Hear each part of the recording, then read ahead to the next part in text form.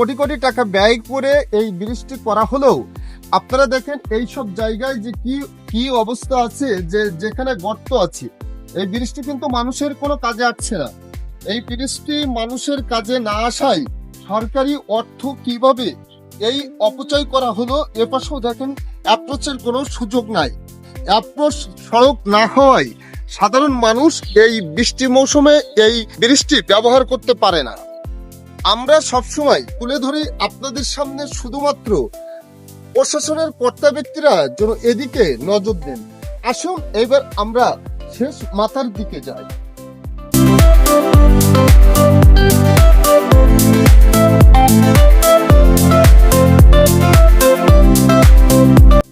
দেখেন কত সুন্দর একটি ব্রিজ করেছে, কিন্তু দুই পাশে কোনো সড়ক নাই। আর এর কোনো অ্যাপ্রোচ সড়ক না হওয়ায় মানুষের ভোগান্তি চরম পর্যায়ে পৌঁছেছে।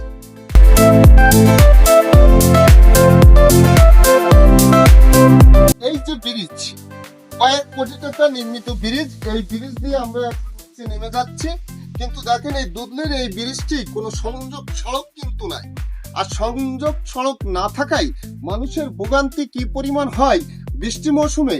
আর আসলে এইখানটাই এই ব্রিজটা দরকার ছিল কিনা সেটাও দেখার বিষয়। অভিযোগ রয়েছে কয়েক বছর আগে একজন প্রভাবশালী ব্যক্তি এই ব্রিজটা তার নিজ স্বার্থ হাসিল করার জন্য এইখানে নাকি ব্রিজটা করেছিলেন।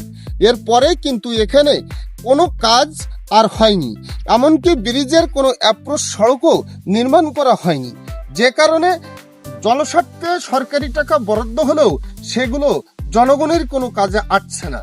স্থানীয় বাসিন্দাদের এমনটাই অভিযোগ। যে ব্রিজটা হয়েছে এটা মানুষের কতটুকু কাজে আসছে? মানুষের কাজে এখন দুই মাথারে স্লোপ না হওয়া পর্যন্ত তো কোনো কাজে আসতেছে না। দুই মাথা স্লোপ হয়ে গেলে তখন মানুষ যাতায়াত করতে পারে, গাড়ি ঘোড়া যাতায়াত করতে কত পারবে। বছর আগে এই ব্রিজটা করা? 3-4 বছর হয়ে গেছে। তা এখনো পর্যন্ত অ্যাপ্রোচ সড়ক হয়নি। না না, এই অ্যাপ্রোচ সড়কটা হয়ে গেলে এখানকার মানুষের সবার সুবিধা কেমন মানে উপকার হবে? বিশাল উপকার হবে। মানে ধান মান তোলার জন্য গাড়ি ঘোড়া মানুষ উঠতে পারে না, তো ওই ব্রিজে উঠতে পারে না। না, উঠতে গেলে ওই স্লোপ না হলে তো উঠতে পারে না। দুধলিয়া যে ব্রিজটা হয়েছে ওই ব্রিজের দুই মাথার কি অবস্থা? দুই মাথার অবস্থা খুব খারাপ। মাথার কাজটা করলে আমাদের একটু সুবিধা হবে। কত বছর আগে ওই ব্রিজটা হয়, আর আপনারা কেন ওই ব্রিজের অ্যাপ্রোচ সড়কটা হয়নি, সংযোগ সড়কটা? সংযোগটা করতিস না কেন? সরকারে কাজটা করলে তো আমাদের সুবিধা আছে। যে ধান নিয়ে যাব সেরকম কোনো পরিবেশ নেই, একটা খুদাই গাড়ি নিয়ে বলবো সেরকম কোনো পরিবেশ নেই। এখন দুই সাইডে রাস্তাটা সমস্যার করা খুব প্রয়োজন।